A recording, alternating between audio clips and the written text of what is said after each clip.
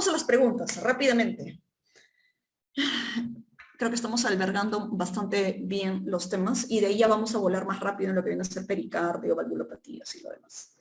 ¿Qué es un estudio de Holter, electrocardiograma? El electrocardiograma, bueno, ustedes ya saben que es un estudio bastante rápido, a pie de cama, sale en 10 minutos el resultado. El Holter no. El Holter es un dispositivo que se llevan a casa los pacientes. Le colocamos electrodos en todo el pecho y permiten evaluar el impulso eléctrico o el latido o cómo está el corazón las 24 horas. Pueden haber Holters implantables, que no solo ven 24 horas, sino ven una semana, ven un mes, ven un año.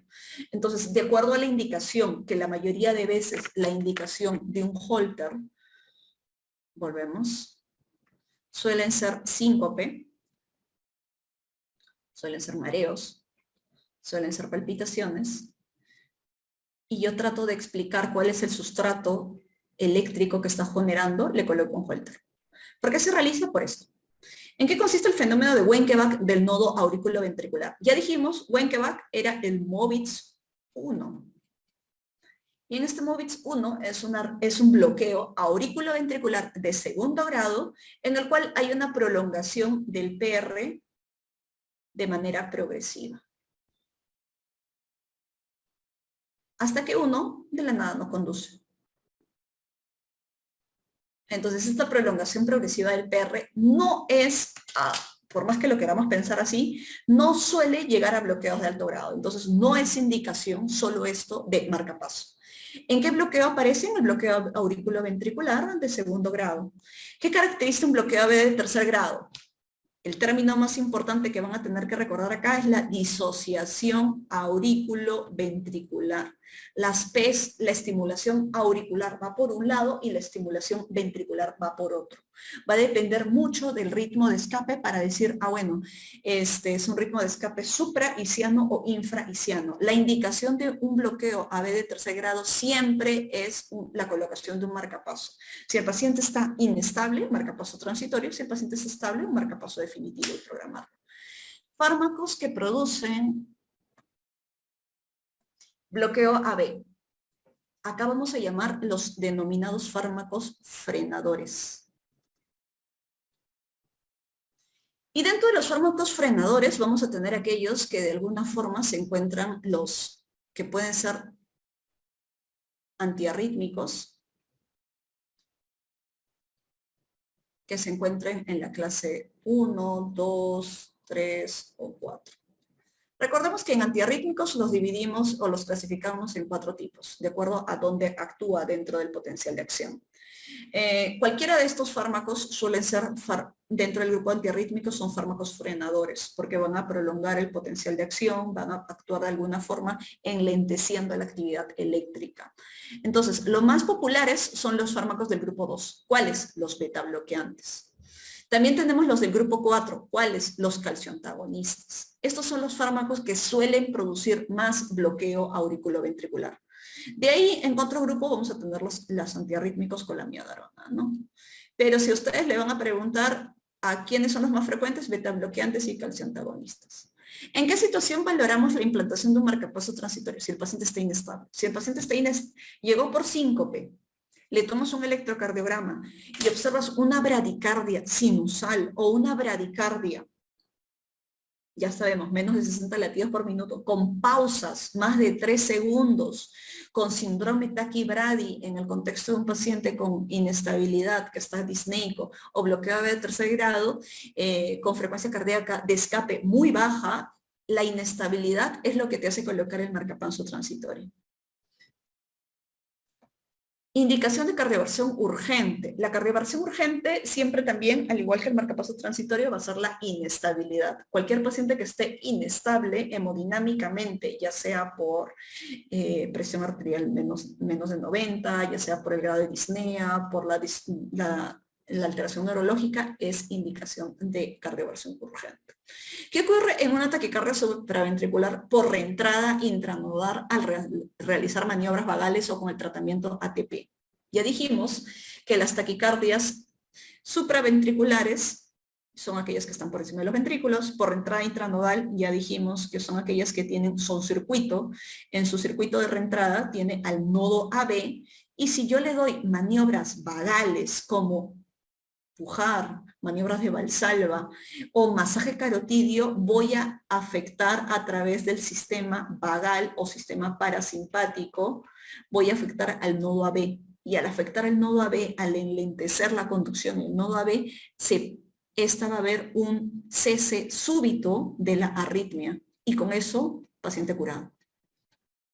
Lo mismo va a pasar en las taquicardias ortodrómicas, que son las únicas taquicardias que dependen del nodo AB y que justamente tras la administración de alguno de estas maniobras vagales, adenosina, van a tener un cese súbito.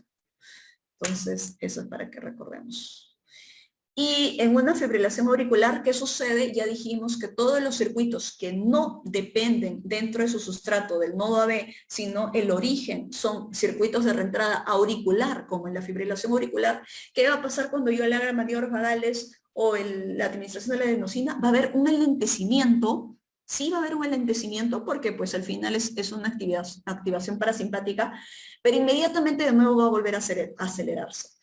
Entonces eso es lo que vemos con la fibrilación auricular. Va a haber un enlentecimiento transitorio, pero luego va a volver a reiniciarse la arritmia.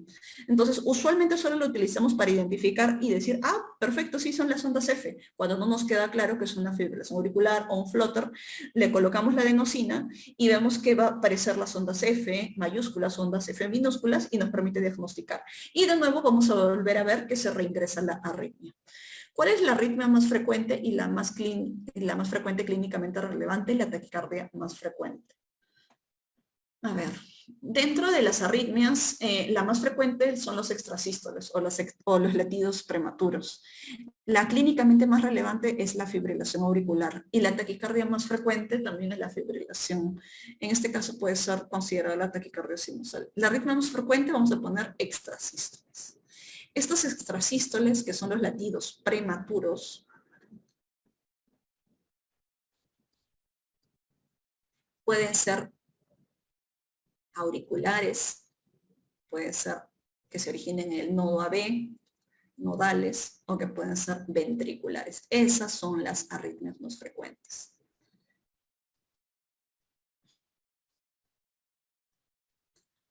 Más frecuente. No necesariamente habla de que hay un sustrato anatómico o alguna cardiopatía estructural de base. Por eso no tienen implicancia clínica, salvo aquellas que tienen ya bastante, o sea, por ejemplo, si hay una alta carga, si hay una alta frecuencia de estos extrasístoles, sí pudieran generar alteración clínica. Pero muchas veces son aisladas, muchas veces ni siquiera el paciente la siente, entonces no son clínicas. Si bien son frecuentes, pero no son importantes clínicamente. La más importante clínicamente va a ser la fibrilación auricular. ¿Por qué? Porque ya dijimos de que altera la clase funcional del paciente, porque ya dijimos que genera síntomas y ya dijimos sobre todo que genera émbolos a nivel sistémico. Entonces, esa es la más, de alguna manera, la más importante clínicamente. Y la taquicardia más frecuente, pues la taquiarritmia más frecuente podría ser la taquicardia sinusal, que lo podemos sentir ante cualquier evento de estrés emocional, físico. Y es una respuesta del corazón a eso. Tratamiento de elección en las extrasístoles ventriculares en caso de ser necesario. Ahí lean esto de acá. En caso de ser necesario. Normalmente no requiere tratamiento. Pero en caso de ser necesario, porque es muy sintomática o es muy frecuente, el tratamiento de elección va a ser los beta bloqueantes. ¿Y qué dijimos? Los beta bloqueantes son antiarrítmicos ¿de qué clase? De clase 2. Diferencia entre FA permanente, persistente y paroxística. Ya dijimos, ¿cuál es la diferencia? La duración. Paroxística, menos de 7 días. Persistente, más de 7 días.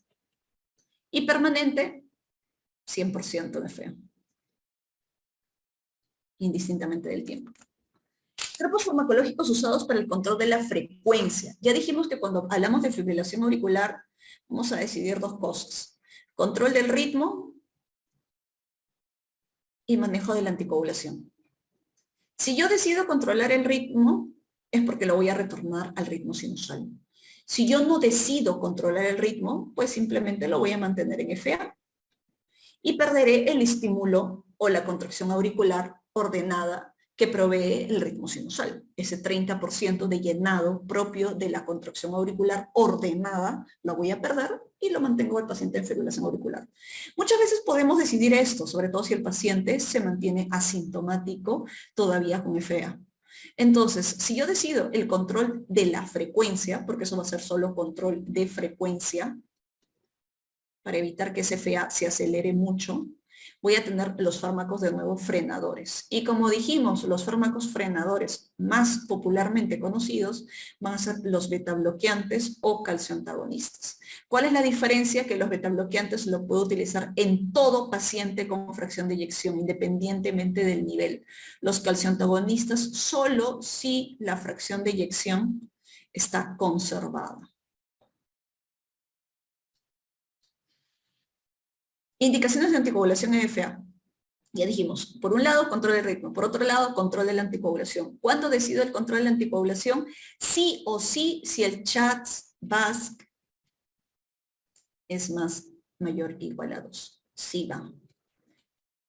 Entonces, ¿cuál era la definición de CHA2-VASc? Los pacientes con insuficiencia cardíaca, fracción de eyección menos de 40%, hipertensión, la edad le da más puntaje, el stroke le da más puntaje, diabetes solo un punto, enfermedad vascular un punto, edad de 65 a 74 un punto y mujer un punto. Entonces, ¿cuál es la indicación de la anticoagulación? Esto. ¿Qué puedo utilizar? Anticoagulantes que dependan de la vitamina K, dependientes de la vitamina K, o anticoagulantes no dependientes de la vitamina K. Y en estos dependientes de la vitamina K, el más popular es la warfarina. Y los no dependientes de la vitamina K, vamos a tener otros medicamentos que se llaman apixaban, dabigatran y rivaroxaban. ¿Qué es lo importante con esto? Bastante sucinto. La diferencia es que la warfarina tengo que estar controlando el INR. Yo no puedo saber si el medicamento es efectivo hasta que no controle el INR. En los no dependientes de vitamina K, yo le puedo seguir dando al paciente como cualquier medicación y no necesito dosar INR. Segundo punto, la warfarina tiene mayor riesgo de sangrado, porque justamente no sé si ya me pasé, no sé si estoy por debajo, no sé cómo, siempre tengo que estar siendo muy estricto con el monitoreo, entonces tengo mayor riesgo de sangrado. En los no dependientes de vitamina K tengo menor riesgo de sangrado.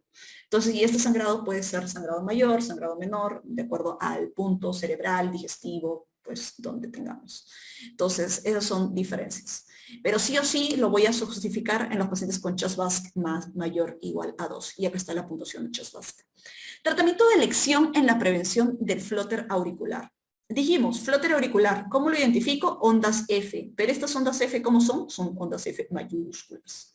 Entonces vamos a ver que vemos estas ondas F, que son más grandes. No es como la fibrilación auricular que la veo así, ¿no? Si no la veo así, veo el complejo QRS, onda T, de nuevo vuelvo a ver ondas F así bien bonitas, de nuevo viendo complejo QRS, onda T.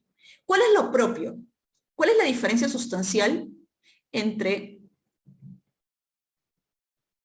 esta es una F minúscula, entre el flóter y la fibrilación auricular?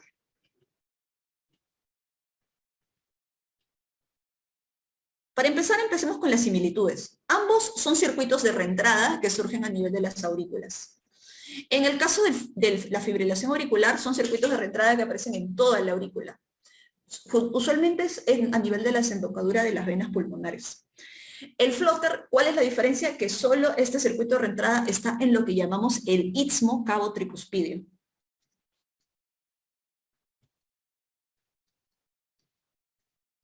A lo que llamamos el flóter típico. ¿Y por qué es importante eso, doctora? Porque cuando queremos hacer una prevención del flóter auricular, el manejo de elección en estos circuitos de reentrada es la ablación. La ablación es una estrategia de control del ritmo, porque ya al ablacionar voy a evitar que el paciente siga en flóter y regrese a ritmo sinusal. Entonces, el tratamiento de elección en la prevención del flóter auricular es la ablación. En los flóter típico, la ablación del istmo cabo tricuspidio, donde ahí se generan los circuitos de reentrada del flóter auricular. En la fibrilación auricular, dijimos, eran ondas F minúsculas. Esta es mi F minúscula. Vamos a ver complejos QRS que son usualmente irregulares, entonces, pero ondas F minúsculas. Los circuitos de reentrada suelen estar en las venas pulmonares, a nivel auricular, pulmonares. Entonces, en ellos también puedo hacer la ablación, pero la ablación va a estar en otro sustrato. O puedo hacer todo lo que dijimos, control de ritmo, anticoagulación, todo lo que decíamos, ¿no? Entonces, tratamiento de elección para la prevención del flóter auricular. Si este flóter auricular es típico, la ablación del istmo cabo tricuspidio. ¿Dónde se encuentra istmo cabo tricuspidio? A nivel del triángulo de Koch, que también puede ser otra pregunta de examen. Vamos, siguiente pregunta. Tratamiento de elección en el Wolff-Parkinson-White. Dijimos que el Wolff-Parkinson-White es un síndrome de preexcitación. Está dentro del grupo de los pacientes con síndrome de preexcitación. ¿Y por qué se dice preexcitación? Porque tiene una vía accesoria. Y esta vía accesoria lo que está haciendo es que comunica ya no solo por el nodo auriculoventricular, sino a nivel cardíaco. Entonces, el estímulo eléctrico de las aurículas pasa no por el nodo auriculoventricular, sino por a nivel miocárdico. Entonces, en este grupo de pacientes, ¿qué es lo que busco hacer si es que tengo una vía accesoria anormal? Ablacionarla. El tratamiento de la cardioversión eléctrica que les comenté es un tratamiento de emergencia, es un tratamiento que tengo que utilizarlo cuando el paciente llega al área de emergencia, veo la onda, la vía accesoria, la onda delta, el PR corto y el paciente está con las palpitaciones y con la frecuencia cardíaca más de 100. Ese es el tratamiento de emergencia. El tratamiento, cuando el paciente ya salió de ese estado de emergencia, el tratamiento de elección va a ser siempre la ablación de la vía accesoria. Entonces, ¿con qué anomalía congénita se asocia el Wolff-Parkinson-White? Se asocia con la anomalía de Epstein. ¿Qué significa anomalía de Epstein? La anomalía de Epstein es una cardiopatía congénita, como su nombre lo dice, en la cual existe una implantación baja de la válvula tricuspidia. Y asociado a esta anormalidad de la formación de la válvula tricuspidia, se van conformando vías accesorias. ¿Cuál es el haz? Existen varios haces, pero en común llevan el nombre de haz de Kent. Entonces, como les dije, vamos a existir una mega aurícula, una válvula tricuspidia que está muy apicalizada, muy implantada, muy bajo. Acá está la válvula tricuspidia. La mala implantación es de la valva septal o de la valva posterior. Y acá tenemos la aurícula izquierda, que sí tiene una implantación normal. Entonces, esta implantación baja de la válvula tricuspidia es lo que llamamos la anomalía de Epstein. Y está frecuentemente asociado con el síndrome de Wolff-Parkinson-White. Entonces, en todo paciente que les digan, paciente con implantación baja de la válvula tricuspidia, que presenta con palpitaciones y en el electrocardiograma se evidencia una onda delta o que ustedes ya inmediatamente están pensando en el síndrome de Wolff-Parkinson-White. EKG característico de la preexcitación. Dijimos 3 cosas. PR corto. ¿Cómo lo definimos PR corto? Menos de 120 milisegundos en cualquier derivada. Después, la presencia de la onda delta. ¿Cómo vemos la onda delta? P, PR corto, y lo vemos como una jorobita al inicio del complejo QRS. Onda delta. Y después, el complejo QRS más de 120 milisegundos. Entonces, esas 3 características es lo que me define un síndrome de preexcitación. Luego, vamos avanzando. Fármacos que prolongan el QT. Dentro de estos fármacos que prolongan el QT, vamos a tener los antiarrítmicos, por ejemplo, la amiodarona. Podemos tener antibióticos, como dijimos, las quinolonas, los antibióticos como la eritromicina y antipsicóticos, como el haloperidol, la risperidona, cualquiera de estos. Uy, perdón.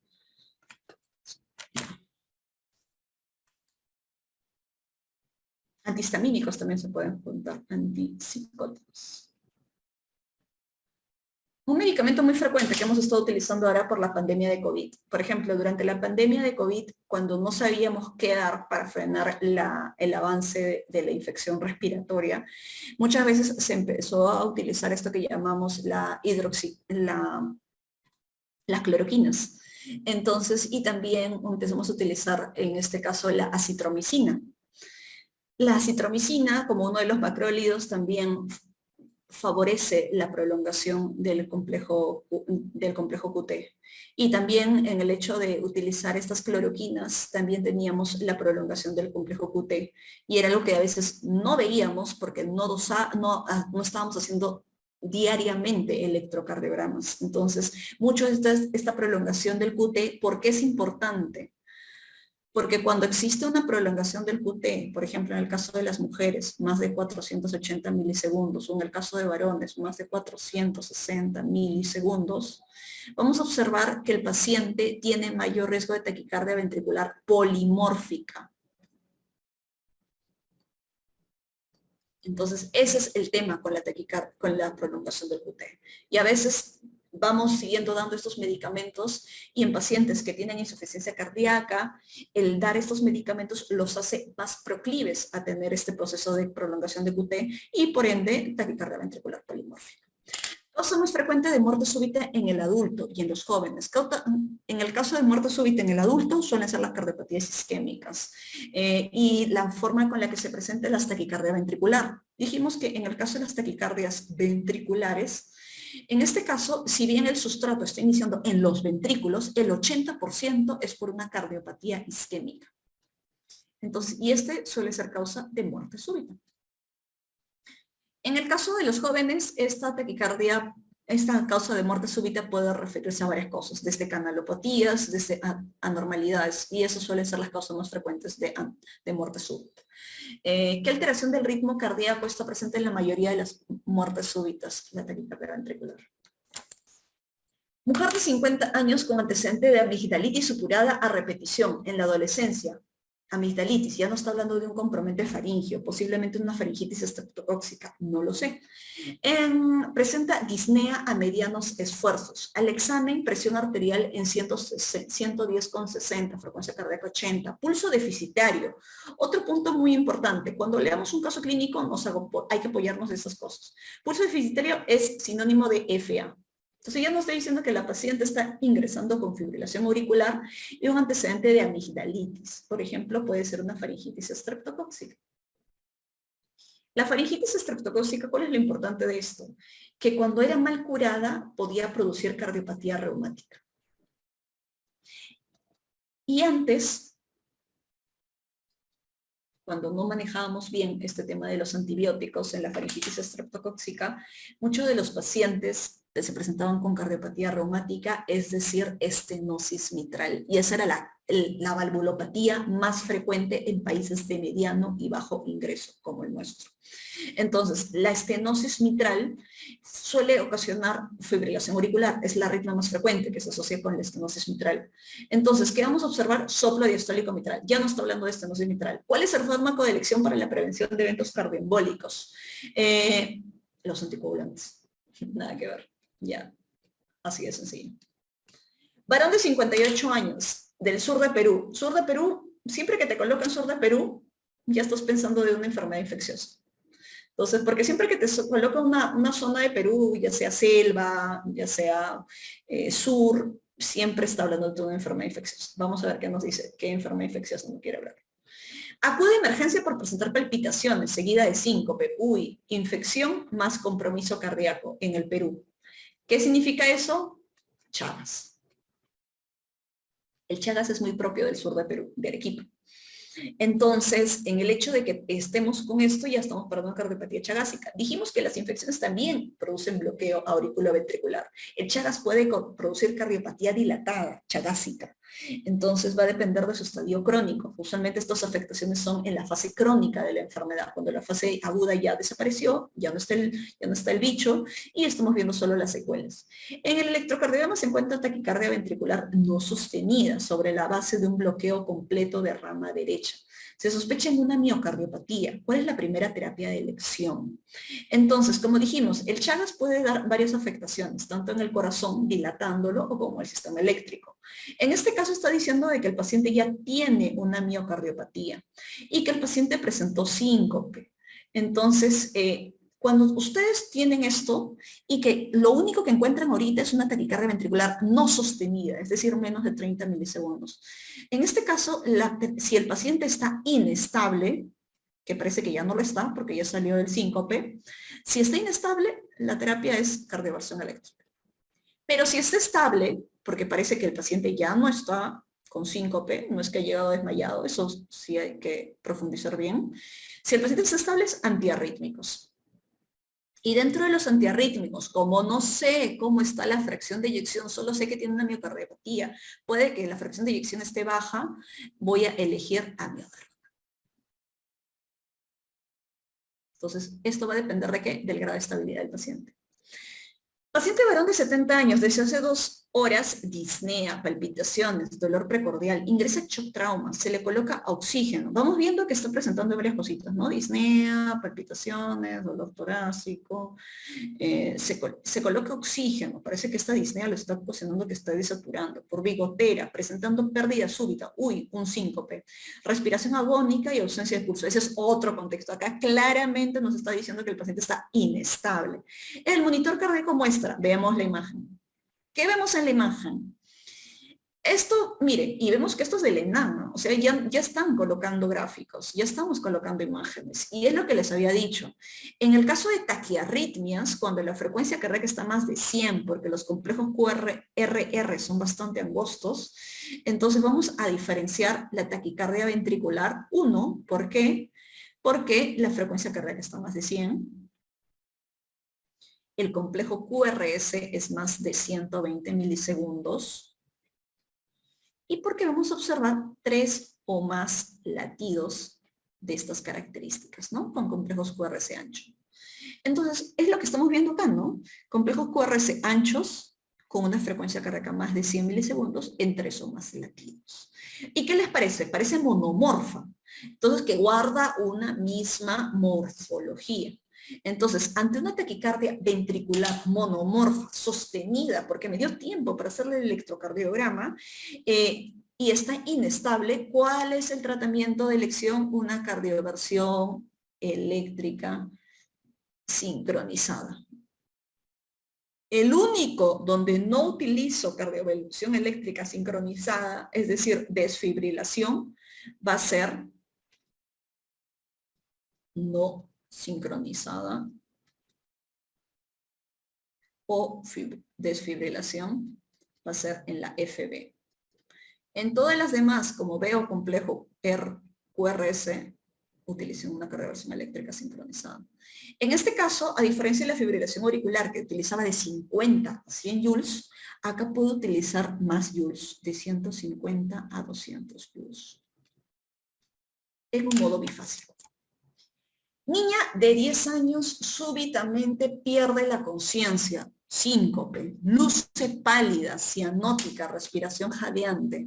Entonces, nos está diciendo que bueno, en este caso la niña perdió la conciencia, pálida, ya recuperó parcialmente la conciencia, pero se ve toda con una respiración jadeante. O sea, en cualquier momento puede querer un paro respiratorio.